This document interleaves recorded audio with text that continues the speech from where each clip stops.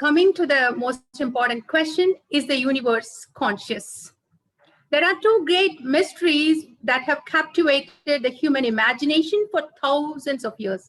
The first of this is why the universe exists at all. Why is there something rather than nothing? Where did all these come from?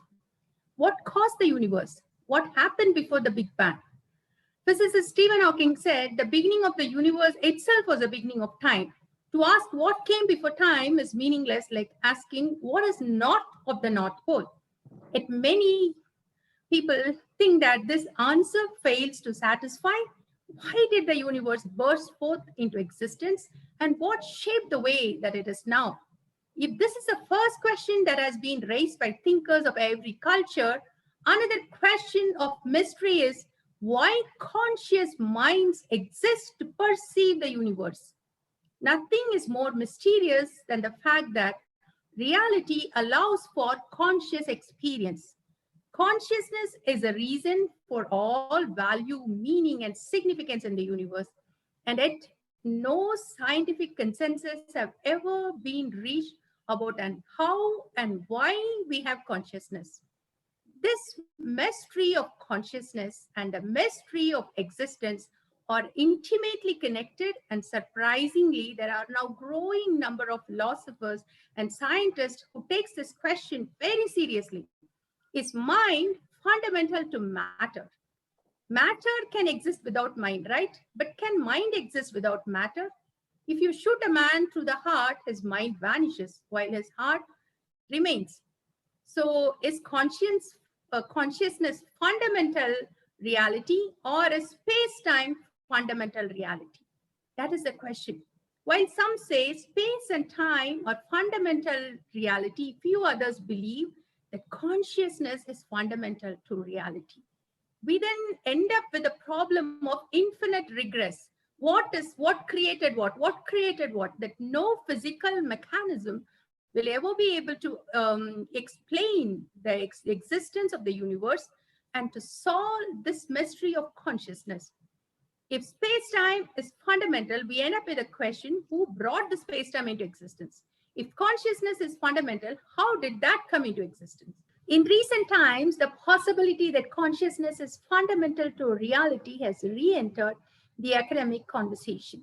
This is because scientists are now believing that the materialistic understanding of science are entirely unequipped to explain how and why consciousness exists, and that materialism is not an exhaustive account of nature.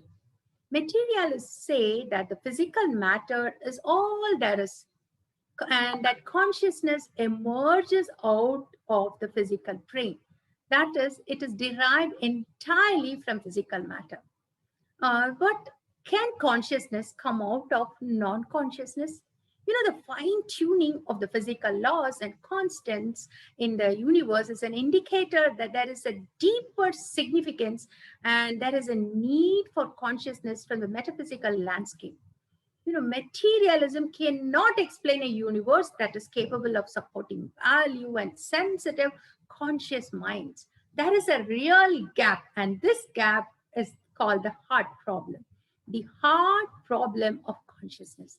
Consciousness plays an important role in debates around the mind-body problem, the controversy over the ethical aspects of strong artificial intelligence, the controversy over the ethical aspects of bioethics. All these have mind-body problems.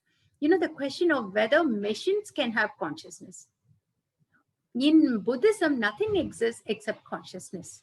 So before getting into it, let me define consciousness. The Bible conceives of man as a tripartite entity: the body, the mind, or consciousness, and the soul or the spirit. And the soul or the spirit can survive the death of the body. When Jesus said to the thief on the cross, "Today you're going to be with me in paradise," that means his soul is still alive, even though his body has gone to the grave. So the afterlife experience is true as per the Bible. However, the materialist notion is that there is only material. And the body or the mind has been certain kinds of electrochemical activities. Your brain is like a computer, and the consciousness or the experience is like a software running on the computer. So you are a brain, and your brain has neurological and electrochemical activity that goes inside it. So that's all, everything about you. There was an article that came in the Orange County Register, and the title of the article was Forget Forgetting.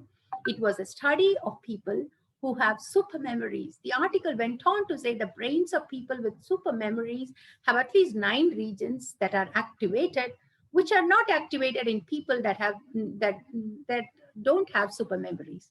Now, the study says that memories are stored in the specific region of the brain that are activated, and these memories are brain activities. So now, how it is done, how it happens, that we do not have an adequate theory. Adequate theory of consciousness is not yet existing. So my view is that consciousness and the soul are both immaterial. That is, the mind and the soul are both immaterial, and they are not physical. The brain is a very interesting piece of flesh that correlates with consciousness while we are in the body. And even those who do not believe in the three-part nature of human being believes in two-part, that we have a body and we have a consciousness or mind. So let me unpack this question. Is the universe conscious? What is consciousness?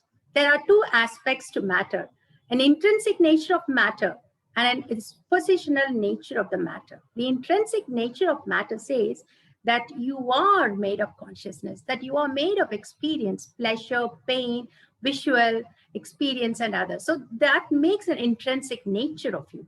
And then a dispositional nature. What is your external behavioral aspect? So these are the two aspects of nature. Now, for example, fear of an experiencer. I experience fear. So that is unobservable.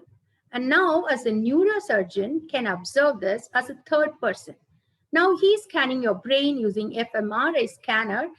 He can correlate various kinds of brain activities with various kinds of conscious experience. So now he can look into your brain as a third person, but he cannot experience. So you have an intrinsic nature and an external nature. So now, coming to this age-old philosophical conundrum, that if the tree falls in the forest and nobody is there to hear it, does it make a sound? So Galileo Galilei said the physical world can be described in mathematics. But can you capture qualities like colors on the surfaces of objects, taste and food, smells flowing through the air, or sound in the purely quantitative vocabulary of mathematics? Can you capture the spicy taste of paprika in an equation? So that's why Galileo proposed a radically new philosophical theory of reality. The quantities aren't really out there in the world, rather, they are in the consciousness of the observer. The redness of the tomato is not on the surface of the tomato, but on the consciousness of the person perceiving it. Spiciness is not on the paprika, but on the consciousness of the person consuming it. When a tree comes crashing down in a forest, if no one is there to look, then there is no sound, because there are two divisions. One is quantity, that abstract quantities like mass, spin, and others. The other is quality. So now the physical world with its quantitative properties is the domain of science, but consciousness with its qualities is outside the domain of science. So now the possibility of mathematical physics says once you remove the qualities, then what remains can be captured in mathematics. So he made a fundamental division between consciousness, that is the intrinsic nature, and the mathematical physics that can be captured in mathematics. So the consciousness that is defined by qualities, sound, smell, taste, cannot be captured in the physical science. That's what he said. But later, Arthur Eddington, one of the English scientists who experimentally confirmed Einstein's theory of general relativity in the early 20th century, argued that there is consciousness, but because there is a gap in the picture, what we perceive in the universe. What matter does we know, but what it is, its intrinsic nature, we do not know. So now let me put consciousness into that gap. So Goff says, when Stephen Hawking said, what is it that breathes fire into the equation and makes a universe for them to describe? He says that that is consciousness. So people believe that there is a gap and that gap consciousness can fill. But is there a scientific theory to explain consciousness? Now your brain is complex with 100 billions of cells. They are called as neurons. Each are connected with some 10 trillion nerve connections. We don't really have an explanation how electrochemical signaling of this interconnected network of neurons is able to give a subjective world of colors, sounds, and smells. How does the brain produce conscious experience? We do not know. How can neuron firing give rise to experiences of beautiful color, sound, and even pain? How can you ascribe consciousness to non-human animals? How did it originate? Is a rabbit aware of its own existence? It can feel pain if you prick it, but is it aware? These are some of the hard problems. So that is a mind-body problem.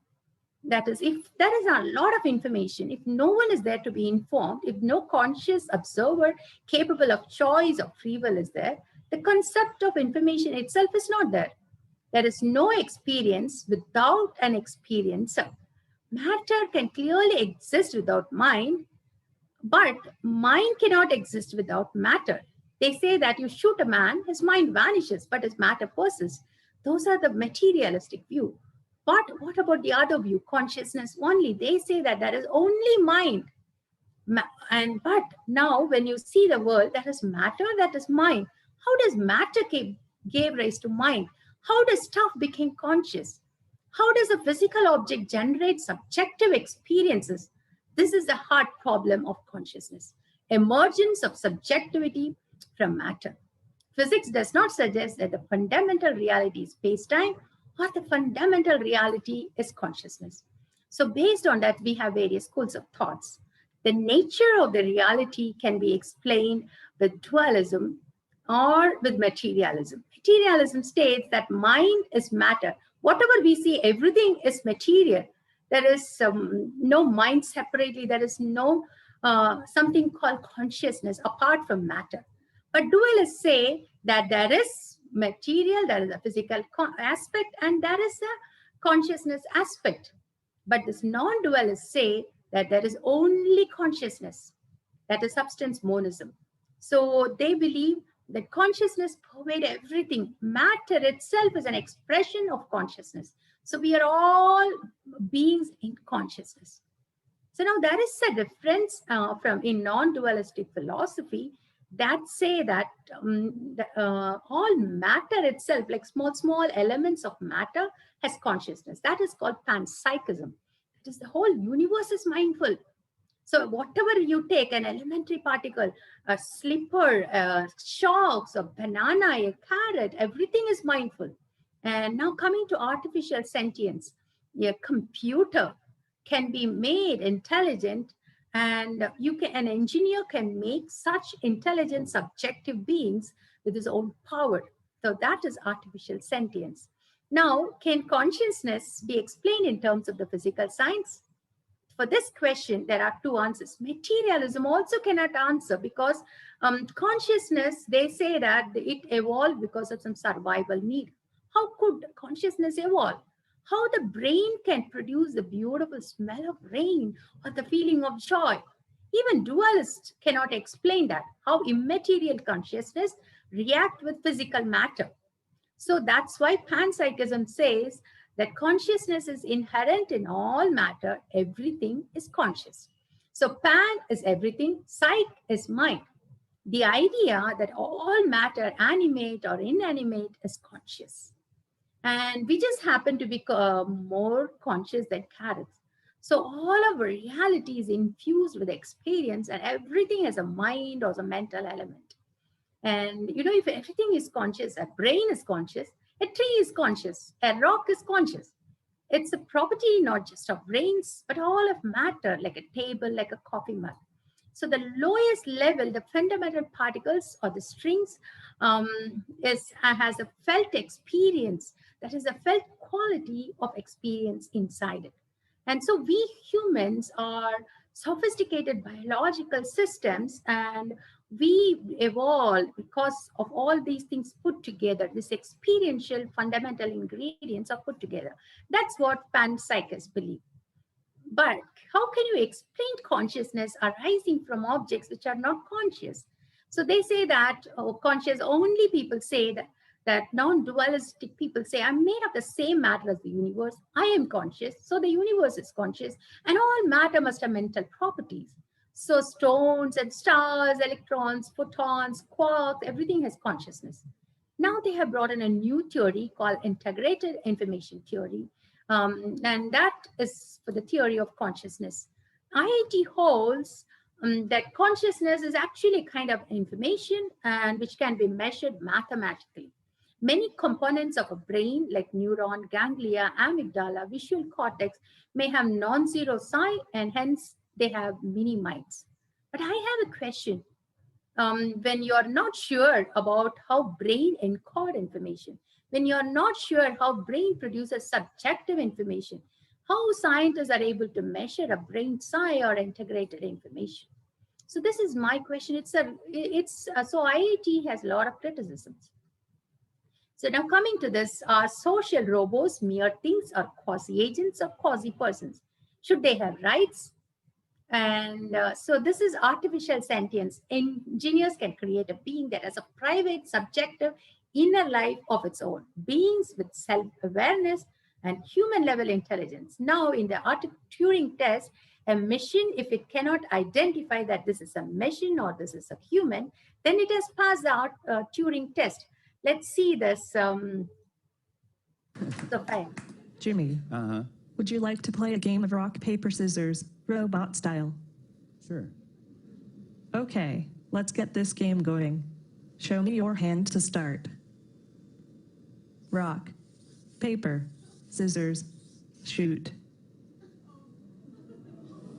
I won. This is a good beginning of my plan to dominate the human race. So this is the beginning to dominate human race. They believe that machines and robots are conscious. And they believe that in another 20 years, right now we are in the weak artificial intelligence.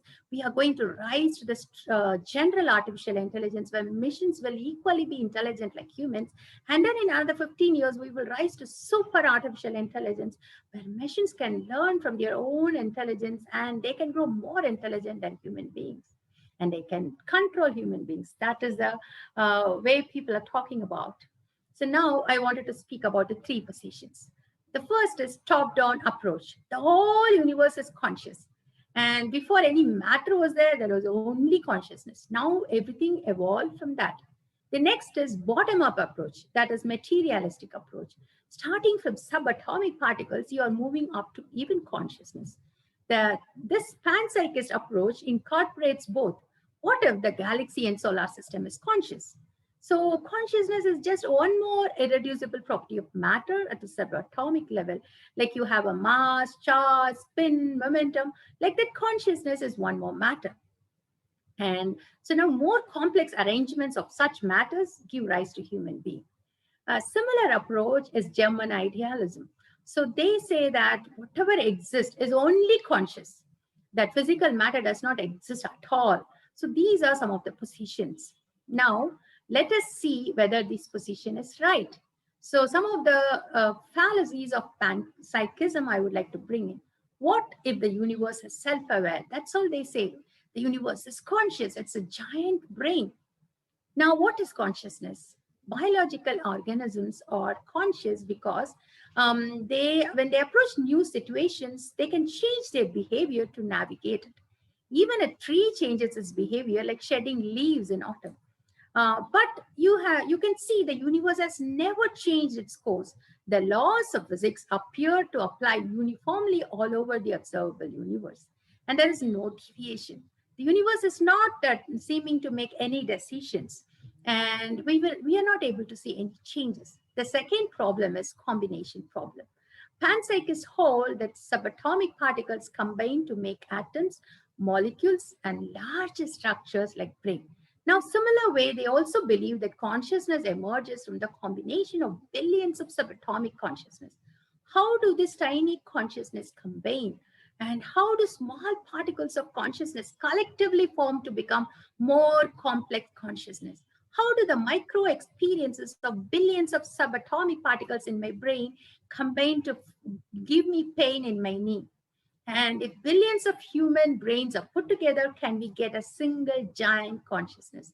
So this is not possible. So then next question. They say that elementary particles are conscious. But I would say they cannot be conscious. It's in conflict with evidence. There are around 25 elementary particles in the standard model of particle physics. If a particle need to be conscious, it should have the ability to change. It should have an inner life. It should have a thought process. But now you can see in giant accelerators, new particles are produced by collisions. And you can never ever see that change in the number of particles. So you can clearly prove that electrons are not conscious. Neither are any quarks or any other particles. It's incompatible with data. So next is creating consciousness. As I said, in super artificial intelligence, that is transhumanism, the notion that we can create a conscious being with a private subjective life, how it is done by putting fragmented matter together, each has a little bit of consciousness, and you put all the consciousness together and you create a more complex consciousness. But is it possible to create a subjective living machine? Computers and robots, they are not alive. They don't have personality. They don't have empathy. They cannot experience love. They don't manifest characteristics of life, metabolism, reproduction, and self-organism. They don't have any of the characteristics of life. So you cannot create consciousness. Then the final is consciousness. Can it be tested? Can panpsychism be tested? No, it can never be tested. If the scientific theory can never be tested, it cannot be called as a scientific theory. There is a profound difficulty at the heart of this consciousness because it's unobservable. You cannot look into an electron to see whether it is conscious. I cannot look into your head to see your feelings. So consciousness exists not from observations, but by being conscious. Right? A neuroscientist can scan your brain and find out the correlated activities, but he cannot look into it directly, so it cannot be tested. And now, finally, what I wanted to conclude is, so with all these things, how did consciousness come into existence? How this universe came into existence? So only way we can explain this mystery is the mystery of the existence of the universe, and the mystery of the existence of consciousness could only be explained by a conscious decision maker who is beyond space and time. A transcendental cause could only explain the fine-tuning of the universe. That is the laws and constants and expansion of the universe, the gravitational constant. So everything's so beautifully, so precisely tuned. And the gravity has been tuned to such a magnitude that galaxies can form out of stars, and planets can form from the leftovers of stars, and complex molecules can form from these planets, and intelligent beings can arise and appear in such a planet. And your moral being with personality is necessary to bring out moral beings with personalities. So what I wanted to finally conclude is that the essential primordial basis of reality cannot be consciousness, cannot be space and time alone. It should be something beyond space and time. It should be something that brings consciousness and space and time into existence. Consciousness cannot bring itself, cannot lift itself by its own bootstraps and bring itself out of nothing.